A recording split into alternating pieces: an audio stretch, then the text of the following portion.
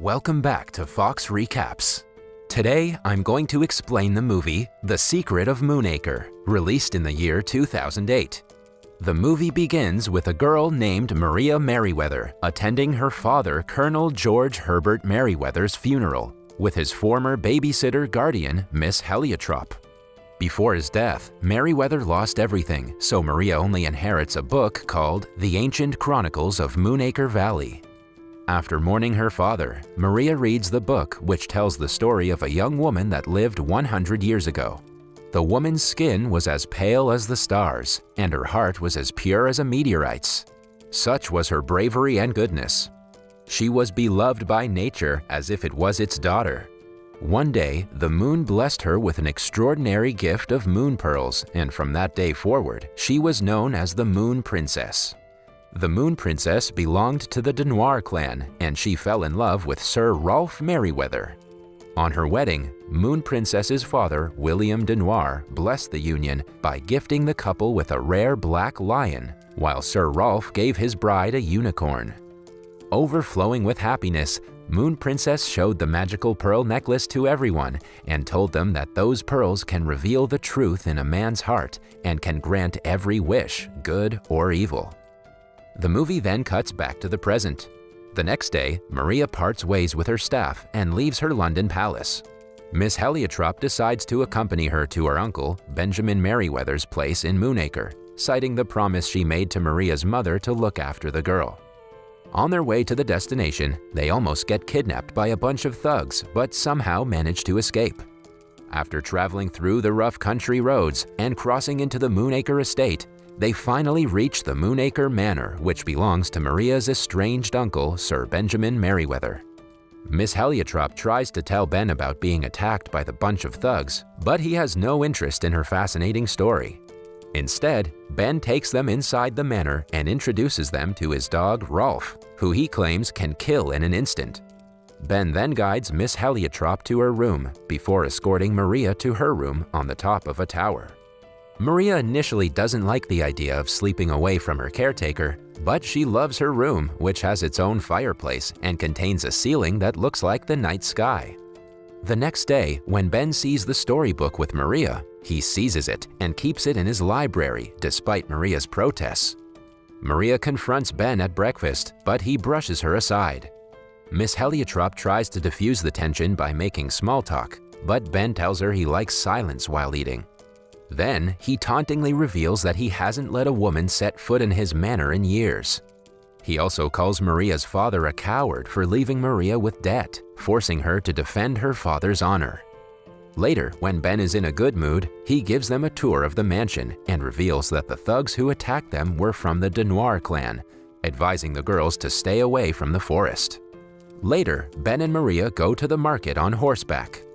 The latter was initially hesitant, but she grew to like her horse. Seeing her adapt so well, Ben allows her to stay out longer by herself, despite the threat of the Dunoir clan. When Maria hears a distressed cry coming from nearby, she secretly wanders into the forest where she finds an injured hare trapped in a wooden cage. She rescues it, but she's again suddenly surrounded by bandits, including a boy named Robin Dunoir. However, Sir Benjamin's intimidating black dog Rolfe comes to Maria's rescue and fends off Robin and his men. Robin later returns with his father to the same spot, but Maria returns back home with the hare by then. Maria begins to have strange visions where she keeps seeing a white horse running around the manor. Moreover, the stars in her room also move like they're real. Maria confronts Ben about them, but for some reason he gets emotional and leaves. Ben's dog Rolfe then leads Maria to the manor's secret kitchen. There, she meets the manor's friendly chef, Marmaduke. She asks him about her strange visions, and Marmaduke advises her to finish reading her father's book.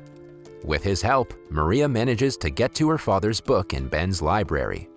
She continues reading the book and learns that after the two families learned about Moon Princess's pearls, they became desperate to claim the power of the pearls for themselves and fought over it. This upset the Moon Princess, and she cursed Moonacre Valley to be plunged into eternal darkness at the rising of the 5,000th moon, unless a pure heart is heard before vanishing forever. Ever since then, Merryweather and the Denoirs have been consumed by pride and blind hatred for each other. After reading the book, Maria returns to the chef and he tells her that only a true moon princess can undo the curse. To her surprise, Marmaduke reveals that she is the new moon princess, as she can see the unicorn. Maria must return pearls to the sea and reunite the two families to save the valley from the curse of eternal darkness. Maria puts two and two together and figures out that the very next full moon will be the 5,000th. The impending doom haunts Maria in her sleep. Overwhelmed and frightened, she runs away. While trying to figure out a way out of the Merryweather estate, she finds a cave inhabited by a woman named Loveday, who looks awfully identical to the Moon Princess. Lo and behold, Loveday reveals she herself was a moon princess who tried but failed to unite the families and break the curse.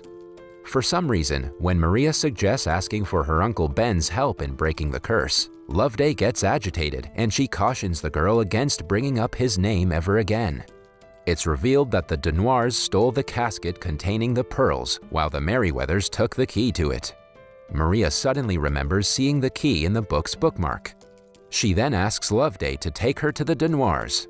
After showing Maria the Denoirs' fort, Loveday abruptly runs away. Left with no choice, Maria sneaks into the fortress by herself. However, she's quickly spotted by Robin's father, Coeur de Noir. Maria gives him the key, but he reveals that the casket is empty, accusing the Merryweathers of stealing them. Robin locks her in the fortress's own jail, but not before Maria kicks him in the balls for mocking her. Back at the Moonacre, Ben learns about Maria's disappearance. The next day, Maria ditches her heavy gown and tricks the guard into opening her cage. She's chased by Robin and his men, but she manages to sneak into the forest, where she's eventually found and led home by Rolf. Maria tries to explain herself, but Ben scolds her and tells her to go to her room for disobeying his order. However, Ben regrets his behavior and apologizes to her later that night. The next day, Maria wakes up to Loveday in her room. She expresses her dissatisfaction with her for abandoning her, but Loveday makes up for it by giving Maria the first Moon Princess's dress. Avoiding her uncle's glance, Maria takes Loveday to the piano room. As Loveday plays the piano, Maria notices a mirror on the wall which shows her the past. It reveals that Loveday and Ben were past lovers who were engaged to be married, until one day, Loveday revealed she was a Denoir. It turns out Loveday is the daughter of Coeur and sister of Robin. After the revelation, Ben accused Loveday of tricking him into falling in love with a Denoir and broke off the engagement with her. Hurt, Loveday ran away and started living in the secret cave inside the Moonacre estate. Back in the present, Maria advises Loveday to reconcile with him, but she refuses and leaves. Later, Maria notices Ben's house help, Digweed, removing a painting of the Moon Princess that appeared out of nowhere after Maria came to live in the manor. Maria shows the painting to Miss Heliotrope and Marmaduke. The painting shows Maria where the Moon Princess hid the pearls in the forest. Marmaduke suggests seeking Robin's help in finding the tree, as he's familiar with every corner of the forest. Maria initially refuses to take his help, but when Marmaduke calls her out for being full of pride just as much as Ben and Loveday are, she concedes. Before leaving for the Denoir estate, Maria sends forged letters to Ben and Loveday, convincing them to meet. Ben and Loveday are excited to see each other, but they soon catch up to Maria's deceit when they expect each other to apologize to each other. Together with Miss Heliotrope, Marmaduke and the half-wit servant Digweed set out to search for her. Meanwhile, Robin's father Coeur learns about Maria's whereabouts through his spy eagle and vows to kill her. In the next scene, Maria lures Robin using the same injured hair trap he used to capture her earlier in the movie and hangs him upside down from a tree. Robin pleads with her to release him, and she agrees on the condition he will help her. Throughout their expedition, Loveday and Ben taunt each other for the breakdown of their relationship. Back in the forest, Coeur's men manage to covertly separate Maria from Rolf and Robin. Maria carries on with them, and she's led to the tree by the vision of the white unicorn. However, it's revealed that Coeur has followed Maria to the tree. Meanwhile, Robin manages to break free from captivity using Rolf's help, but the dog loses his life in the process. Robin hears Maria scream from a distance and runs to her. Coeur is proceeding to finish off Maria, but Robin intervenes and escapes with her. Coeur and his men follow them, but Maria and Robin hide under the hollow tree where Maria finds the pearl necklace that the Moon Princess hid. Coeur's men soon find them there, but they manage to escape through a secret tunnel. The pearl and the white unicorn guide them out. Coeur, Ben, Maria, and the others reach the cliff where the valley was cursed just before the moon is about to rise. Coeur tries to snatch the pearls from Maria, but Loveday confronts her father. Despite claiming otherwise, Coeur still loves his daughter. Loveday appeals to her father to put his pride aside, while Maria pleads to her uncle to squash their beef and throw the pearls into the sea. However, when the two men refuse to do so, Maria decides to do it herself and throws the pearls into the ocean. However, when the sea refuses to accept it, Maria breaks the necklace and hurls the beads into the ocean. The sea again refuses the pearls, and they get attached to Maria's dress. Left with no choice, Maria jumps into the sea with the pearls. Maria sinks into the sea and seemingly dies. Suddenly, a huge wave surges towards the cliff, and Maria appears on the back of a white unicorn. A revived Rolf also appears, having resumed his true form, the Black Lion. Ben is very happy to see his niece alive. He also swallows his pride and apologizes to Loveday for everything, and the two reconcile. The Merryweathers and the Denoirs unite and the curse is lifted. The movie ends as the Moonacre Valley is restored and Maria and Robin fall in love. That was all from the video. I hope you liked it. Subscribe for more content like this and hit the like button to help us out. Also, leave a comment if you want us to recap your favorite movie. Until next time, take care.